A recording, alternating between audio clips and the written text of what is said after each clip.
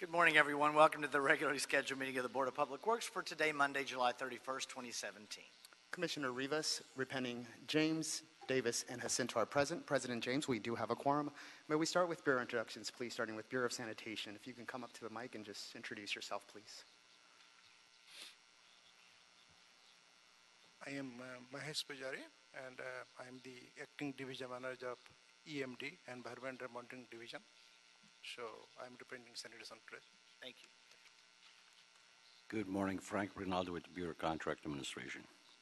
Good morning, Edmund Yu, Bureau of Engineering. Good morning, Asad Al-Najjar, Bureau of Street Lighting. Good morning, Sherman Torres, Bureau of Street Services. Good morning, Ted Jordan, Public Works General Counsel. Dr. Campos, Executive Officer. President James, we do not have any speaker cards under general public comment, no commentary under the Neighborhood Council comment section. We did receive a speaker card on item number 5 for today's agenda. Okay, we'll close general public comment as well as the Neighborhood Council category of commentary. Is there a second to my motion that we approve the meeting minutes from the meeting of Wednesday, July 12th, 2017 by Commissioners Rivas and Repenning? Any objection? Without objection, we will approve those meeting minutes. Agenda item number 1, the election of officers of the Board of Public Works. We'll do a brief musical chairs exercise here for Dr. Campos. Oh, that's okay.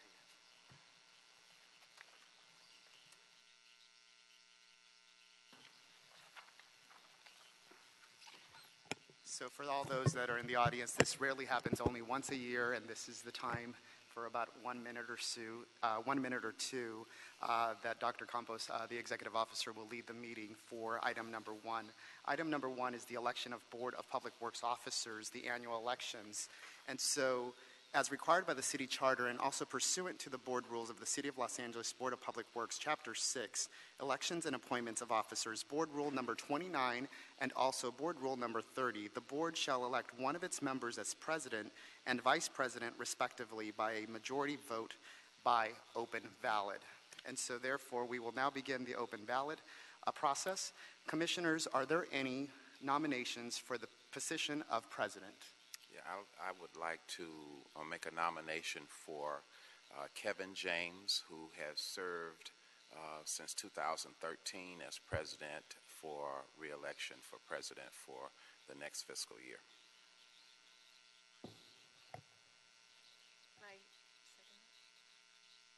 I'd like to second that motion.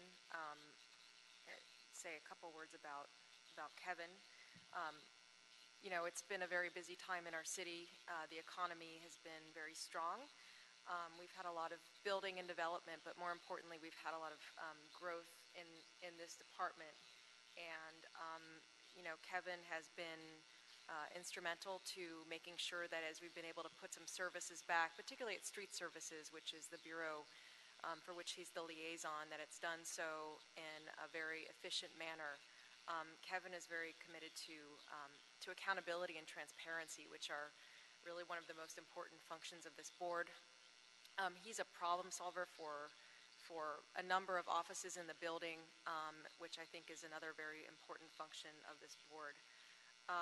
Kevin, I would say, is really one of the hardest working people in the building, and very, very committed to doing the best work and helping lead our board through some sometimes challenging issues that come up at meetings, always trying to find consensus and get to the best possible result for our taxpayers and for the city. So I'm happy to second his nomination here today. Thank you, Commissioner Repenning. So we have a motion moved by Commissioner Davis and seconded by Commissioner Repenning to nominate Commissioner James as the president for the fiscal year 17-18. Are all those in favor, please say aye. Aye. Any opposed? Hearing no objections, the motion is passed, and congratulations to Commissioner as new president of the Board of Public Works, Kevin James. Thank you, sir.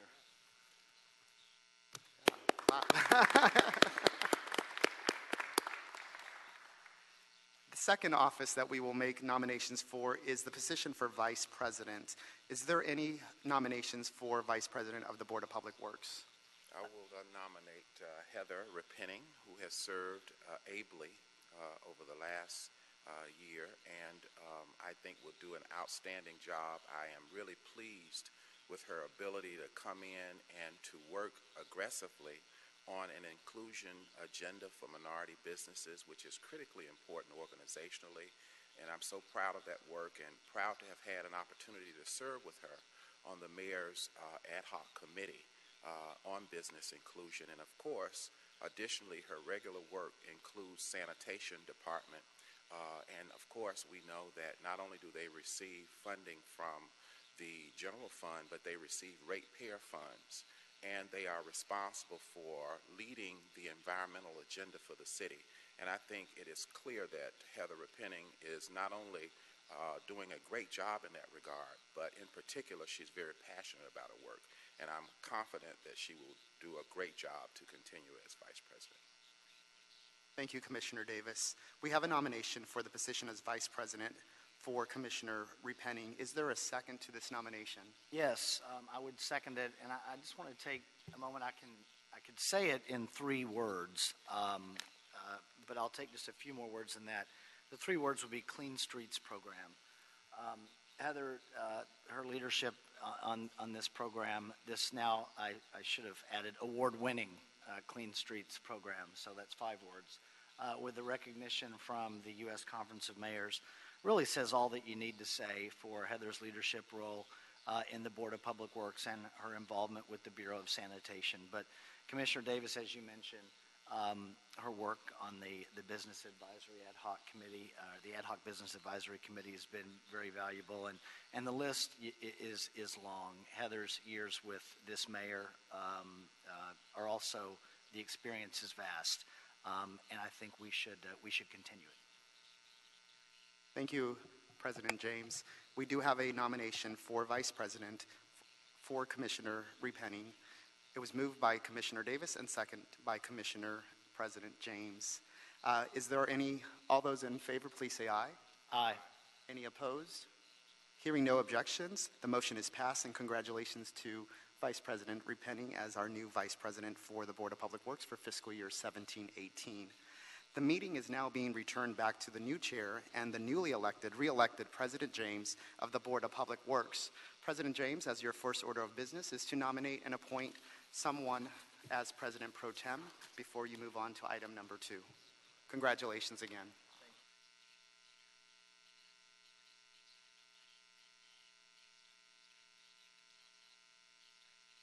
Thank you, Dr. Campos, for leading us through the board officer selection process.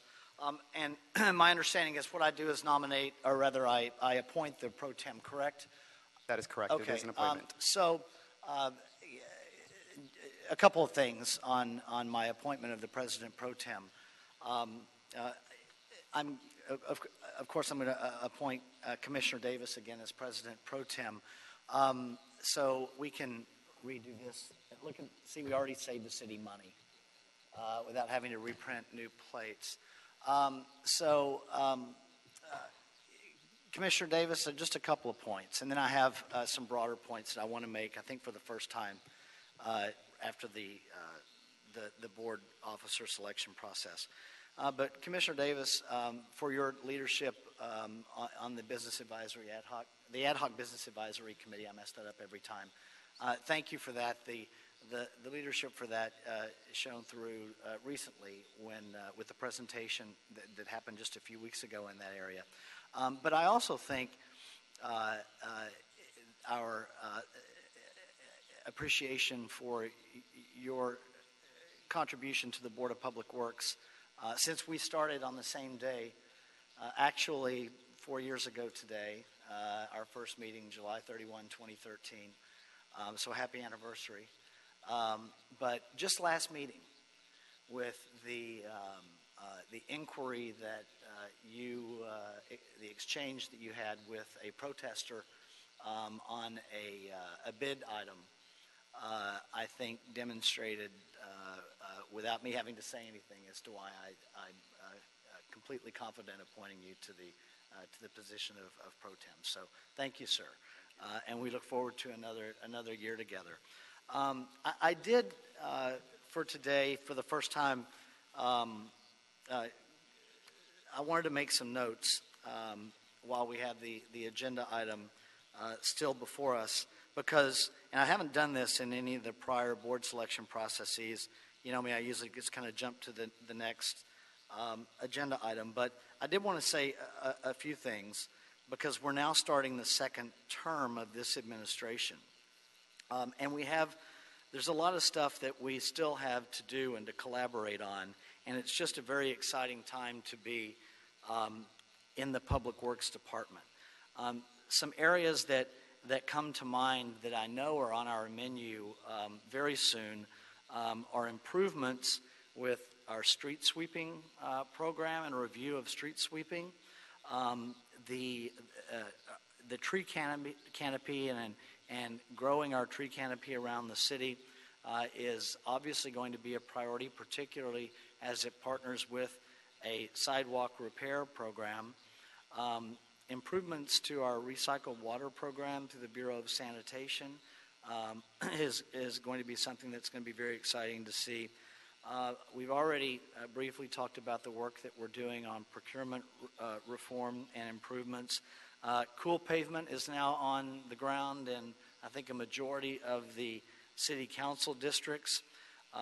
The trash franchise transition under Commissioner Repenning, Vice President Repenning's leadership, is now starting its second official month, and that has gone very, very well.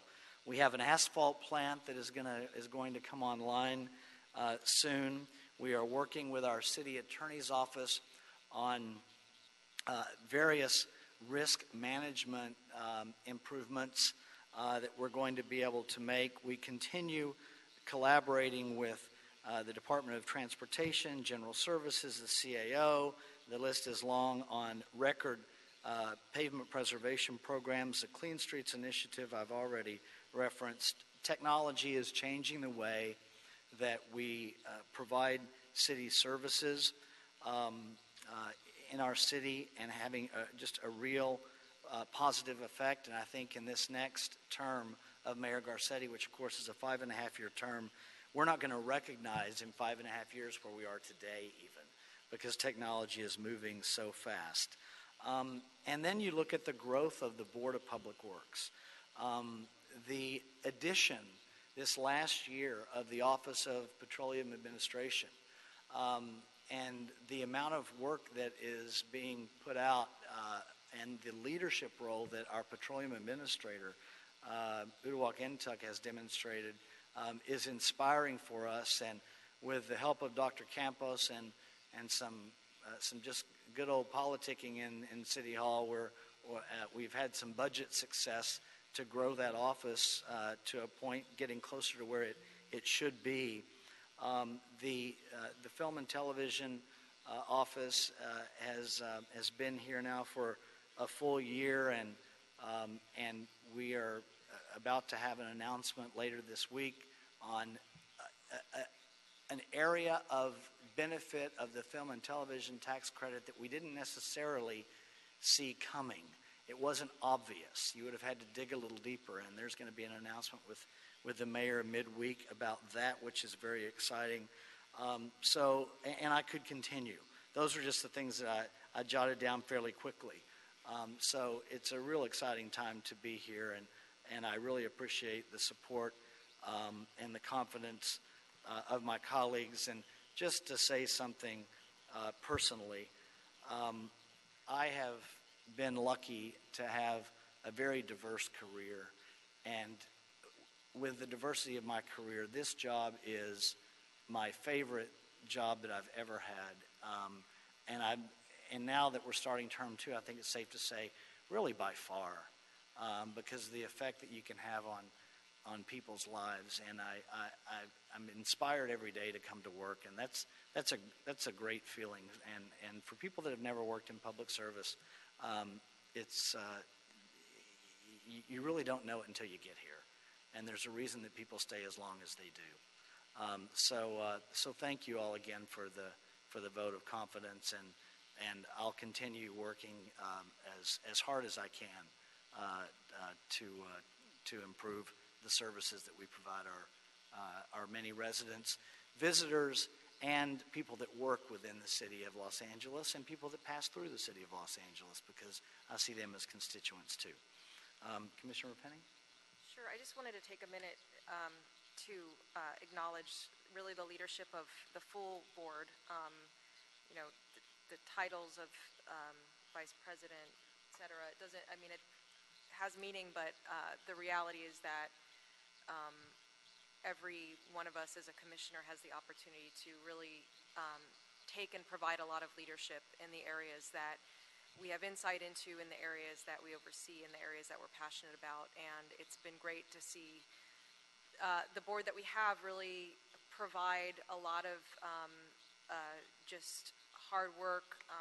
I think a lot of, right now, very community-focused, outward-focused work. I want to compliment Commissioner Jacinto, who has really just came in with a ton of energy, his passion for engaging with the small business community, his passion for everything engineering, and the leadership that he provides with that bureau, as well as just the deep engagement that he's providing with the API community and making sure that that community is fully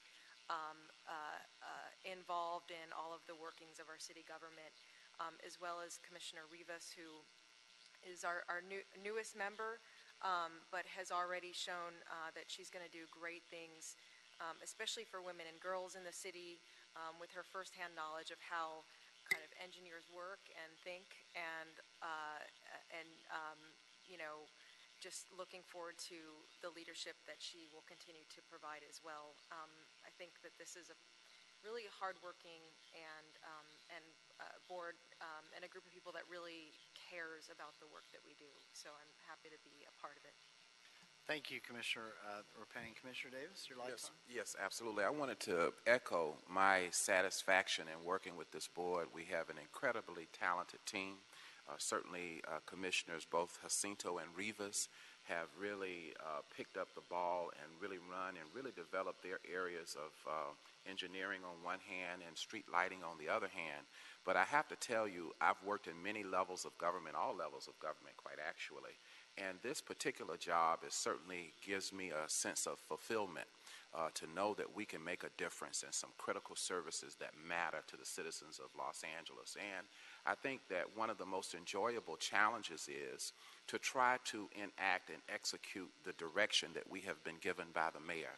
And it's critically important to us to know that when we talk about the back to basic principles, it's a guideline in terms of where we should be heading. We know where we are going, and that matters to public servants. So I can tell you overall, even though I've served in the legislature, this job is certainly not second fiddle to it. I really have a sense of fulfillment when we're able to solve problems. And of course, working with both our leadership of Heather Penning, but also Kevin James, who is like the Energizer Bunny. He has all of the energy in the world, and I can tell you it's contagious. So again, thank you for allowing me to share with you my sense of fulfillment in working with this great board. Thank you, sir. And I can't believe I got through that list, and I didn't even have the three letters AGF on the list. But the above-ground facility issue is, with the help of the state legislature, is going to be 5 years from now, we're not going to recognize where we are with that. And Commissioner Cinto, that's you carry the laboring oar on that. We certainly appreciate that, and I'm glad that's you. But that will continue to be a big deal for our communities. So with that, Dr. Campos, thank you. We'll move to agenda item number 2. We have a contract award or contract acceptance. Council District 11, Bureaus of Contract Administration and Engineering, Hyperion Treatment Plant, Pragerson. I know Judge Pragerson. You think I would pronounce his name? Pragerson Building, first floor modifications, recommending that the board accept the contract. Mr. Smith, we have you on a couple of items this morning. Yes, good morning. Chris Smith, Bureau of Contract Administration. First of all, let me say congratulations to the President and Vice President on their re-election. This project was awarded by the board on January 16, 2013, and was completed on July 16, 2015 by Cal City Construction. The project reconfigured the first floor of the Pregerson building, which, if you haven't seen it, they actually made it into the control center for the plant. It's pretty cool. The contractor met all the outreach goals. There was no project labor agreement on this particular project. There are no unresolved financial or property issues, and the Bureau recommends acceptance of the contract. Any questions of Mr. Smith? I don't have any questions. I'll make a motion that we adopt agenda item number 2. Or second on number 2, Commissioner Davis. Any objection? Without objection, we'll adopt agenda item number 2. Any issue, sending it forthwith?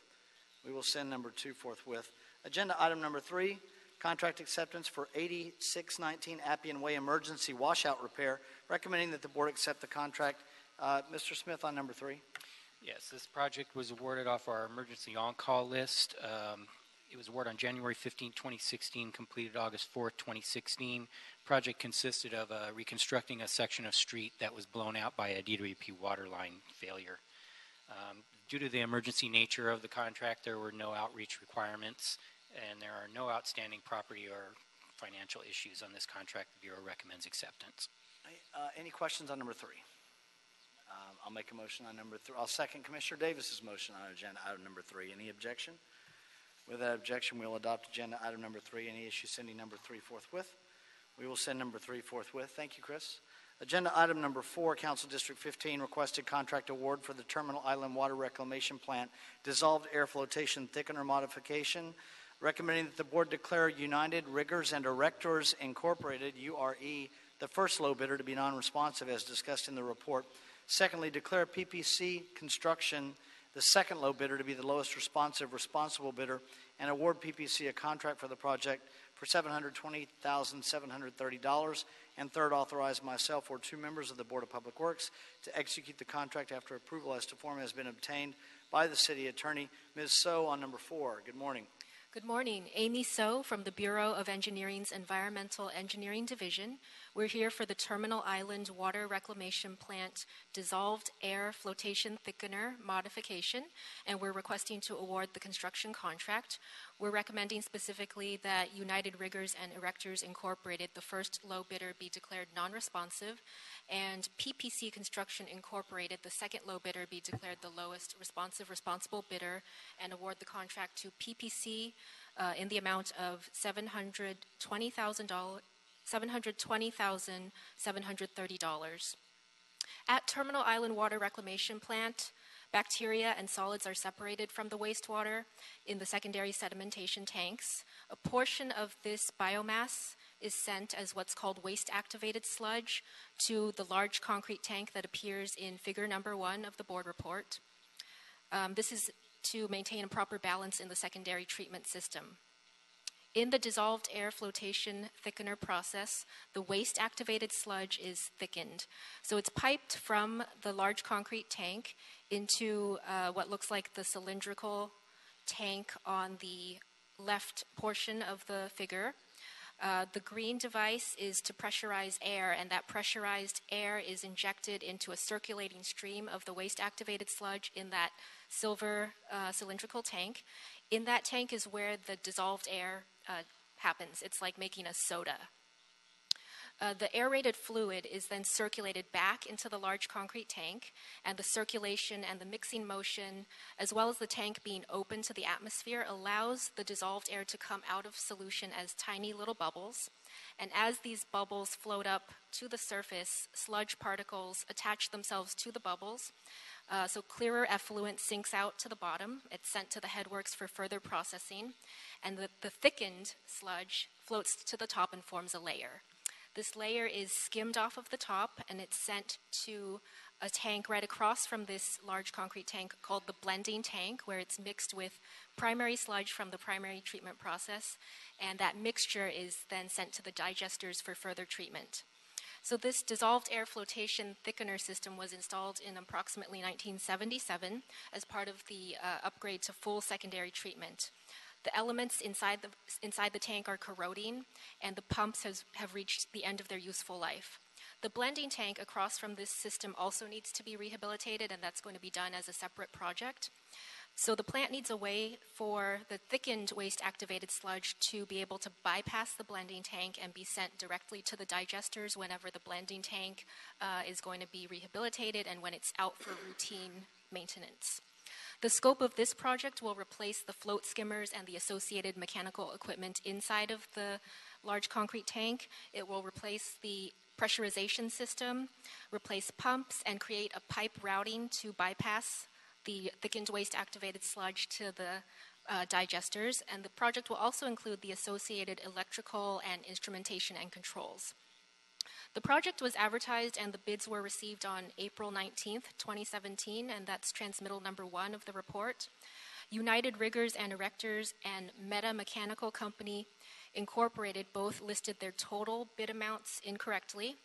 Their bid amounts were corrected in accordance with the procedures that are set forth in the General Instructions and Information for Bidders.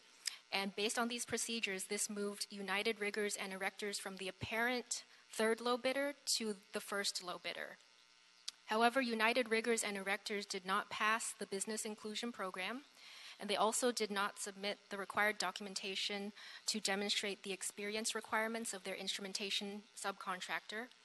Their bid bond also expired on July 18th, 2017, and United Riggers and Erectors elected not to extend their bid bond.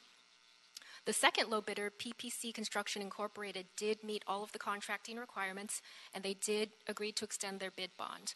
And therefore, we're recommending that the board award the contract to the second low bidder, PPC Construction Incorporated, who has become the first low bidder.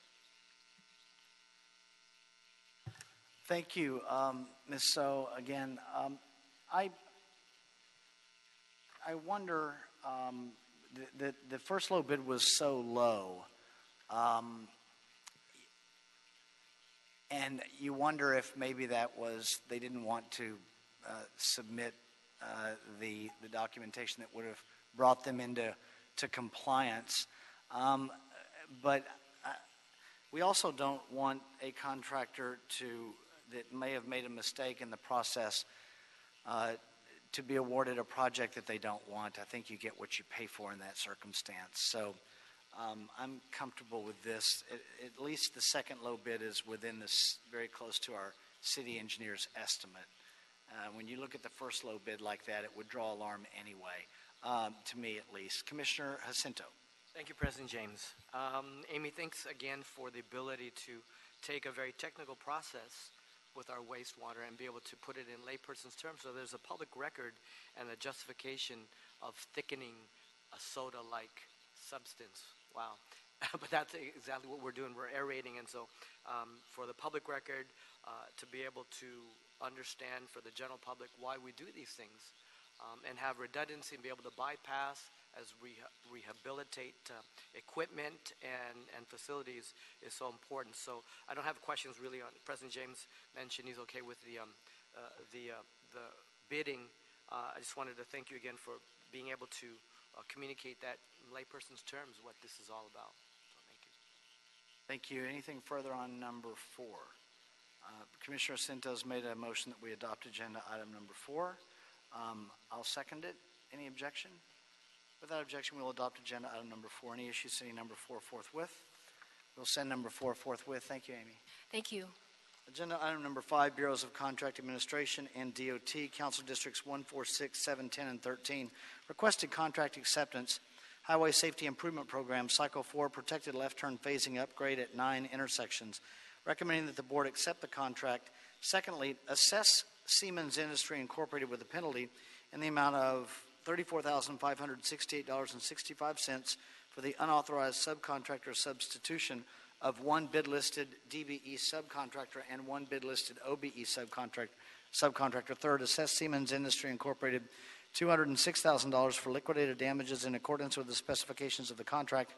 And fourth, instruct the Director of the Office of Accounting to disencumber the recommended city penalties in the amount of $240,568.65 from the project. We have a speaker card as well with Mr. Berlin from Siemens. Sir, we'll have Mr. McReynolds summarize what the proposal is for the board, and then we will go to you. Just know that we don't put a time limit on what I call the real parties in interest, so you don't need to prepare your remarks around a 2-minute window. So we have a chance to have an exchange with you if necessary. Mr. McReynolds, and I'll note that Ms. McGlinchey and Mr. Smith are both here to the extent we have additional questions. Mr. Reynolds, Mr. McReynolds, go ahead. Thank you very much. Good morning. This project is the HSAP Cycle 4 project. It was executed by your board on June 12th, 2013 in the amount of $551,397.42. Project construction was completed on April 13th, 2015.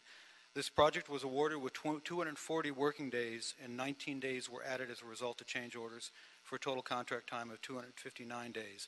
The contractor was charged these 103 calendar days in excess of contract time. And a little bit on the project background. The project provided various traffic signal updates throughout the council districts listed throughout the city. The notice to proceed was issued June 18, 2013, and the contractor did not mobilize to start work until April 1st, 2014. This is a job start of 183 working days into the contract, leaving only 57 days to complete the contract. During this time period, the contractor was notified of the city's concern on numerous occasions with written communications, including 4 letters to Siemens and 1 letter to their bonding company expressing our concern and reserving our right to default if necessary. We received very limited response back from Siemens. We never received the requested recovery schedule, nor did we receive any commitment to resources. We recommend that these penalties in the project acceptance. Are there any questions? No, let's see what Mr. Berlin has to say, and then we'll go from there. I don't have any questions. Anybody have any questions for Mr. McReynolds before we go to our representative from Siemens? Thank you, sir. Brian Berlin? Good morning. Morning. Thank you very much. My name is Brian Berlin. I'm a senior project manager with Siemens. So, I'm not challenging the calculation of the liquidated damages. I think that is fair. I would challenge the fact that we never provided a recovery schedule. That is something we did provide. I took this project over from a previous project manager when the project was already well into liquidated damages. At that time, we were calling it a recovery project, obviously a project with substantial issues and delays. And I'm not going to make excuses for the delays. It was definitely mismanaged. I do just want to point out 2 things. The first is when my team was assigned to this project as a recovery project, we mobilized every available resource we had to complete the project. We did that at a high cost to ourselves. So just to give you kind of an overview of where we ended up on the project, our final revenue was $285,000. Our final costs were $937,000. So that's a negative margin of negative 228%. So again, I'm not making excuses for the delay. I'm not contesting the calculations done by your staff. I would just say we've punished ourselves enough internally, financially for this project, and any relief in the liquidated damages the board could afford us, that's all we're requesting. Okay. Thank you, sir. Was there any, and either you or Mr. McReynolds, there were some email communications back and forth before today's hearing, and just know that, let me just say, we work with Siemens a lot. You guys do good work for the city. We know that. And so I would like to find a way to recognize that. Was there some, and I also appreciate your candor this morning. It doesn't often happen. It happens sometimes, but not often. Well, not always, but sometimes it happens sometimes. Their communication between, was there a request of the Bureau prior to today's hearing from Siemens regarding a reduction in either the liquidated damages or the penalty? No, we completed construction about 2 years ago. And honestly, we had pretty much moved on until I got a phone call from contract administration notifying me of the meeting and suggesting I attend. So we hadn't requested a reduction. Like I said, we did go back and forth with contract administration at the end of the project, just kind of truing up the liquidated damage calculation, but it's not wrong. It's correct. I mean, the working days are correct. The contract extension was correct. The rain days, all of that were correct. So. Okay. Thank you, sir. Mr. McReynolds, can I ask you a question? Yes, sir. There's often, I know that we have discretion here, but we also like to hear from the Bureau on, sometimes we know what your recommendation is, but is there an area here where you feel like we may have some room where some of the, whether it's the delay or some confusion around substitutions, would afford some substance to the request that we provide a discount? Well, regarding the substitution, I can ask Linda, Okay. acquiesce to her on that question. I know there was some back and forth, Linda, with yourself and I believe Brian, involving the substitution they had towards the tail end of the job. I'm pulling up the project schedule, the recaps we call them. Okay. So just give me a minute to look at that really Go quick. ahead. While you do that, we'll have Ms. McGlinchey come up. Okay.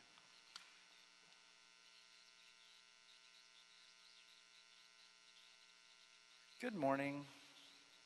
Good morning, Linda McGlinchey, Bureau of Contract Administration. As far as the penalties, the two subcontractors, we would maintain. We had notified the contractor of our findings. Both subcontractors were listed for amounts which were reduced due to change order, which we credited the contractor for, but the actual payments to them were still less than that. For the DBE sub, we have to, per the regulations, the federal regulations, this is federally funded, we have to, the contract states we will not pay for work performed by anyone else. So that is... We don't have any room on that. Not unless you want to give up that money. We can't risk that. So we don't have any. Is that fair to say then, Ms. McGlinchey? Is it safer for us on what we're dealing with today to focus on the liquidated damages and not the penalty? Absolutely. Okay. Then thank you. Then we'll do that, which Mr. Berlin might have known and hinted to, but because you didn't ask for the penalty issue. So thank you. We'll deal with that. So, Mr. McReynolds, go ahead on okay. the Real penalty, roughly on the penalty will dates. remain the same. Go ahead. Yeah, okay, roughly on the dates towards the end of the job, we were ready for final, what we consider the stoppage of the contract time on the 28th of October. However, their last day of work was really the first day of October. So you have 27 days of what we would call float time there. Without having the project records to do an elaborate analysis of what happened in that 28 days, one could assume that at some point in there they were reasonably ready for final. We did our final inspection after that date. It was full final was on the 3rd of November, but we, like I said, we stopped the time at that 103 day mark, which is the 28th. So that's 27 days of time that potentially the board could consider Which would be favorably. $54,000, correct? Yes. Let me ask this question. Is there a reason that the liquidated damages clause in this agreement is $2,000 a day versus $1,000 a day, which we see sometimes? Well, the liquidated damages are typically tied to the seriousness and the complication of the project and the urgent need to do the project. In this particular case, there was federal funding. One of the challenges for the city and one of the reasons that we incurred about 80 hours of additional time during that time when they had not started was in the making sure that we obtained and kept our Caltrans funding, our federal funding, and also we had some Caltrans right-of-way permits we had to renew 2 or 3 occasions due to this. So we do have some upfront runaround time on the part of the city to make sure the contract funding remained in place. But typically, to answer your question, that's tied to the urgency of the project. Understood. Commissioner Repenning. In these situations, I'm always interested in what are what is the real impact to the city of the delays of the project? Besides the contract being kept open and additional staff and administrative costs associated with dealing with this type of situation. I'm looking at left turn signals that I don't know, were there lane closures? I see that some of them were ADA ramps that we were anticipating. How did this play out in real life as these delays were occurring? When they started the project on October 28th, their completion time was 150 working days. So if you look back at the 240 days in totality, they took 150 working days, which we would consider a reasonable amount of time to consider a project of this, or complete a project of this scope, 150 working days. Really, in reality, they started that 150 working day time frame for them with only 57 days remaining on the clock. So they were kind of doomed for failure starting with such a late period of time. The cost that it's difficult to say what kind of cost might have been incurred by the community. You can make some discussions and arguments that the community, you had businesses affected, et cetera, that would have had to maybe reevaluate how they had their own businesses closed, et cetera. We haven't done any kind of analysis like that. What we did look at was some of our actual city cost up front with maintaining those right-of-way permits like I had mentioned, and also making sure that we maintain the funding. And that came out to roughly 84 hours. We figured that to be $12,600 in city additional cost due to this lag time. So the reality is, for that lag time up front, there was very little that we incurred because they weren't actually out there working. I see. But we don't know if there were businesses that had their, the sidewalk closed. We don't know. No. Like that. It'd be difficult to say at this point. So what I would propose, because there's some substance for the basis for it, obviously our city costs would be covered by this balance, and I certainly appreciate Mr. Berlin's candor this morning and coming here this morning. I'll tell you all, when the briefing came to me, I asked Ms. McGlinchey and Mr. McReynolds, who are their lawyers? Only because I figured I was going to be talking to lawyers this morning, and Siemens didn't bring that,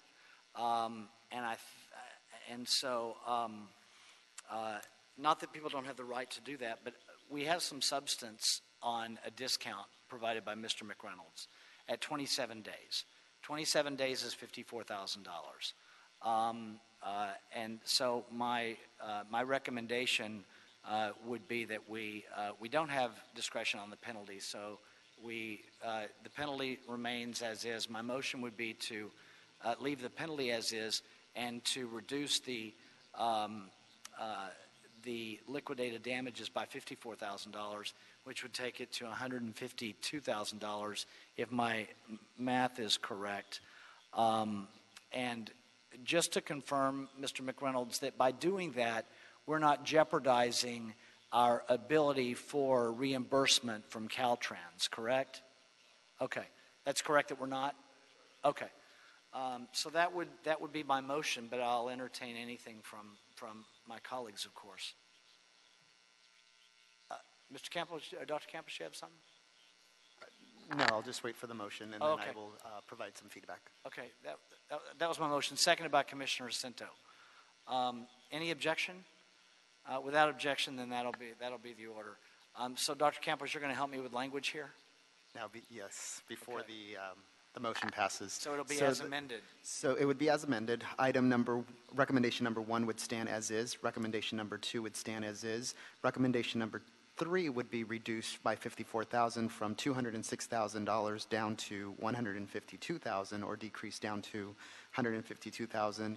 Recommendation number 4 would have to be modified to disencumber the full amount of $240,568.65 and retain $186,568.65 for the city, and then release the remaining amount of $54,000 to Siemens, the contractor, for $54,000. Okay, then that's my amended motion. And that's Commissioner Jacinto's amended second. So let me just take the vote on that to be clean. Any objection to that? No objection, then that'll be the order. Any issue sending it forthwith? we'll send it forthwith. Mr. Berlin, thank you very much for your time and for the work of your company as well. Dr. Campos, have we cleared the desk? This takes you to item number 6, Oh, which wait, is we an have oral report. I'm sorry, oral reports. They're staring me in the face here. Quarterly status personal service contracts from all bureaus. Sherry, you get to go first today. You had to wait so long last time, and I read yours in the email already, so go ahead. Thank you very much. Hi, my name is Sherry Crook. I'm with Sanitation.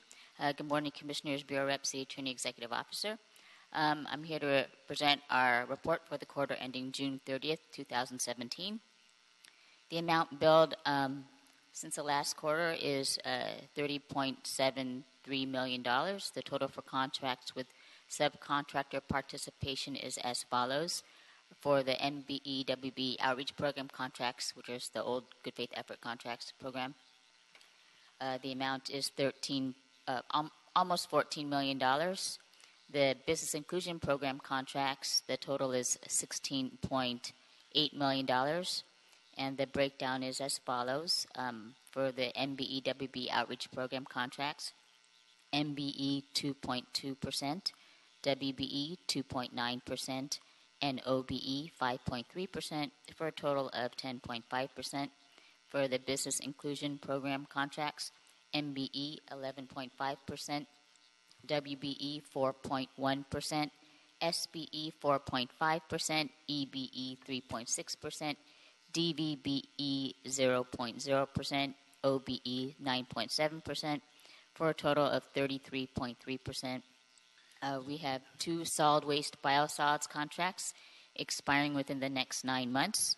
One of them will be renewed. That's our contract with Clean Harbors Environmental Services. And LA Sanitation will be exercising the first 3-year renewal option contained in that contract. And then one contract will not be renewed. That's our contract with USA Waste of California. That's for the multifamily residential recycling program.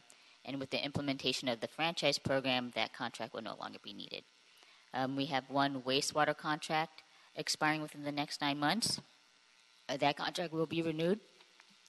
That's with Myron Electric Corporation for high voltage services at the wastewater treatment plants. And Sanitation will be amending that contract to clarify compensation language. We will also be exercising the second 1-year renewal option contained in that contract, and that amendment is currently under CAO review. We have 15 contracts with subcontractor deviation concerns. It's up 4 since the last quarter. Rather than going through all 15, I'll just summarize what the main reasons for the deviations are. Number one, the subcontractors will be utilized during the later phases of the projects. Oftentimes, LA Sanitation, we revise the scope of services, and therefore the contractor will not meet the pledge participation levels. Also, oftentimes, Sanitation performs the work that was supposed to be given to the subcontractors, such as lab analysis. And also for this quarter, which is usually common for the fourth quarter of the fiscal years, my purchasing staff didn't have time to input all the invoices because of the year-end other duties, budget year-end duties for purchasing. That's it. Thank you, Sherry. Any questions? All right, that's what I expected to hear on USA Waste. So with the result of the franchise, obviously. We'll move along. Thank you. We'll move along to the Bureau of Contract Administration. Ms. Lopez. Good morning, Commissioners and Executive Staff. My name is Marisol Lopez. I'm with the Office of Wage Standards and the Bureau of Contract Administration. On May 6, 2016, your board adopted and executed contracts with 12 consultants that were placed on our pre-qualified on-call list for various wage standard enforcement and implementation projects. Of those 12, 0 contracts will be expiring within the next 9 months. During this reporting period, which covers the fourth quarter of this fiscal year, the total paid invoice amount was for $35,877.14. The total notice to proceed amount was for $132,945.50. Our CBOs reached 15,385 employees. Also, during this same reporting period, we issued 3 new task order solicitations. The first task order solicitation, OWS 17-008, consisted of door-to-door community outreach campaigns to employers located within the city of Los Angeles for May and June. The second task order solicitation, OWS 17-009, consists of door-to-door community outreach campaign to employers located within the city of Los Angeles for July and August, so it was a continuation. Lastly, the third task order solicitation, OWS 17010, consists of one-on-one community outreach campaign to Los Angeles low-wage workers to provide information about the city's minimum wage compliance requirements.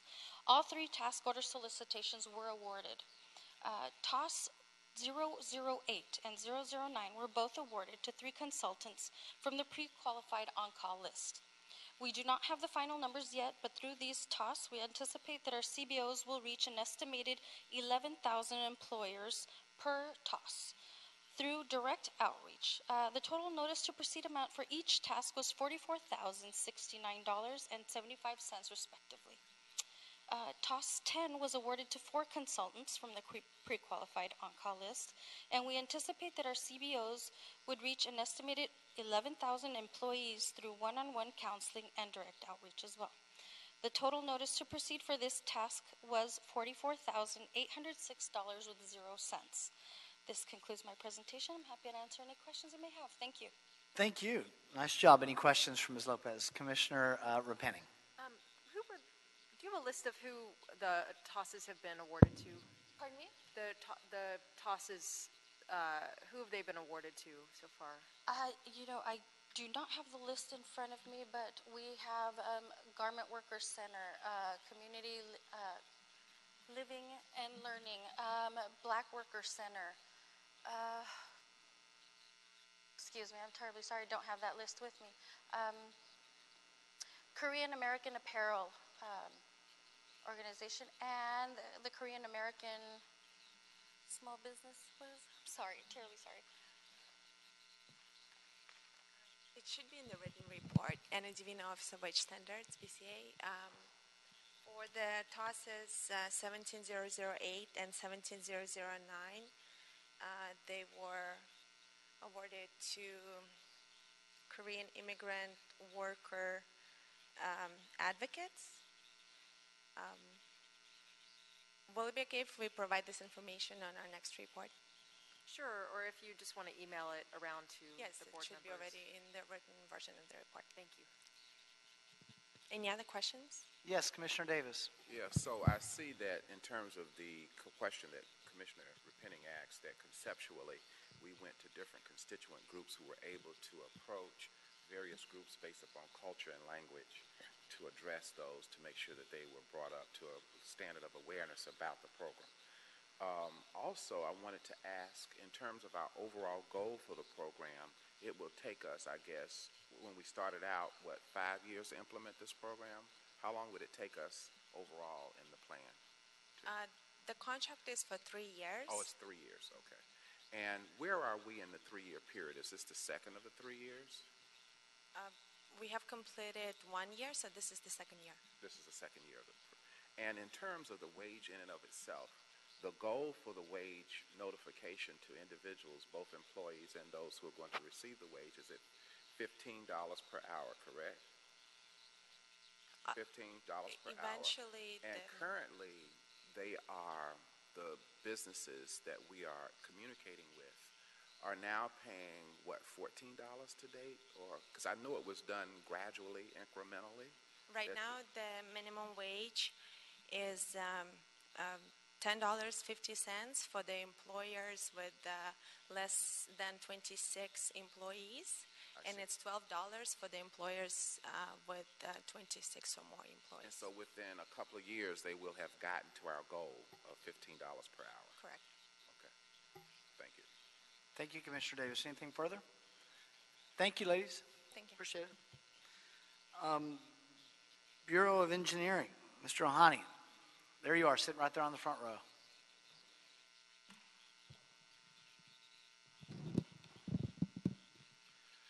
Good morning, Eddie Ohanian from Bureau of Engineering. I'm here to provide a quarterly report on the status of personal services contracts managed by Bureau of Engineering for the period of April 1st to June 30th of 2017, which is second quarter of the calendar year. There was a total of 131 active contracts with a total invoiced amount of $12,541,588 during the second quarter. There were no new contracts executed during this time. However, one contract was expired and archived on June 8, 2017. 5 contracts were executed for amendments during the period. A group of 21 contracts expired this month on July 12th of this month, and there will be no other contracts expiring during the third quarter, which is July, August, and September. A new group of contracts of 24 contracts was executed to provide environmental engineering services. Again, that happened in July of this quarter, quarter 3. 11 new task orders were awarded for a total amount of $935,000, of which 9 were under $100,000 each, and 2 were over $100,000.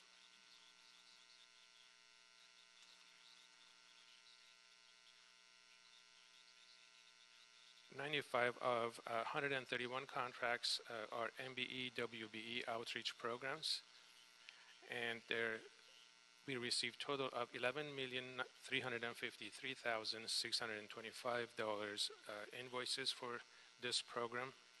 30% of this $11 million was subcontracted, and out of this $11 million, $1.2 million, which is about 10.3%, awarded to MBE, and $643,000, which is roughly 5.7%, was awarded to WBE.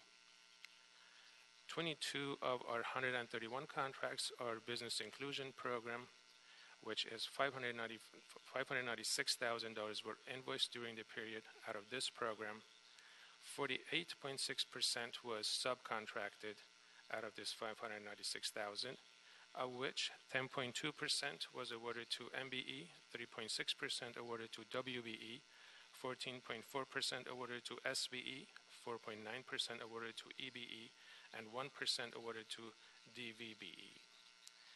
11 of our 131 contracts are disadvantaged business enterprise contracts, of which $592,000 roughly was invoiced during the period.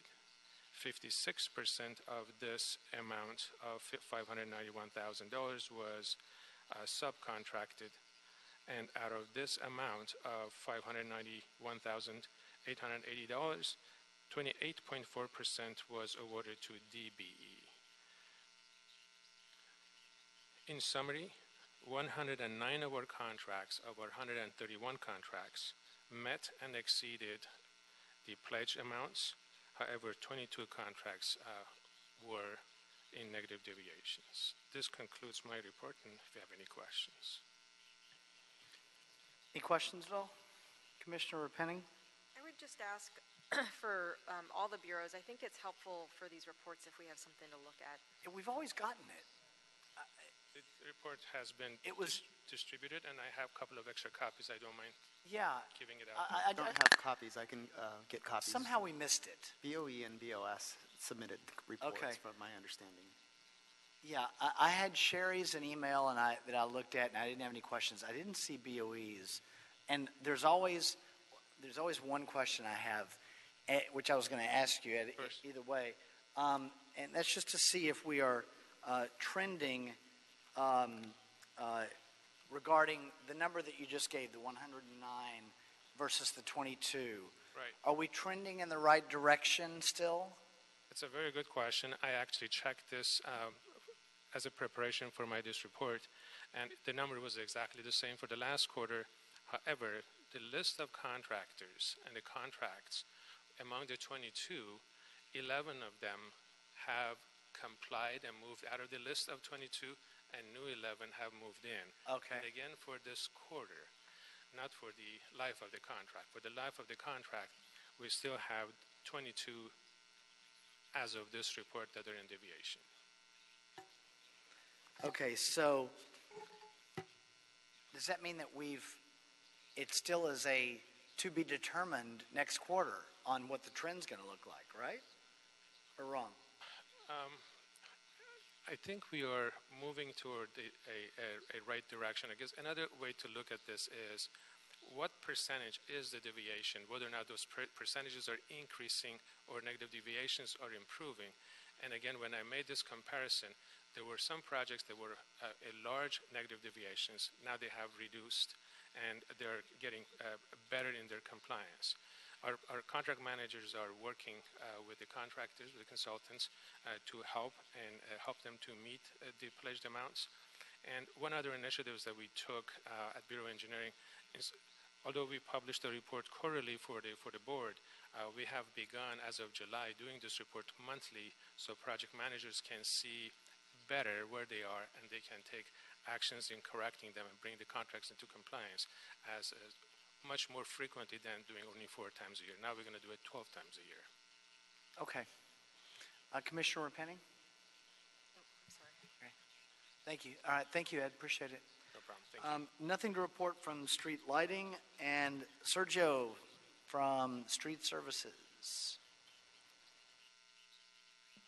Hey, good morning, members of the board. My name is Sergio Samayo. I'm representing Bureau of Street Services for a quick quarterly report summary for the fourth quarter ending June 30, 2017 for the personal service contracts. We have one personal service contract for the Bureau, very important one. It's actually Shaheen and Associates. The total amount of contracts, this one contract is for $322,240. The total invoice is the same amount, $322,240. Now there's a slight error in the total amount paid. It says $300,000, but it's actually $255,000, which leaves a balance of unpaid invoices of $67,240. Now, in terms of BIP participation level, the BIP requirement was waived by the Mayor's Office of Economic Development. The term of contract is 3 years.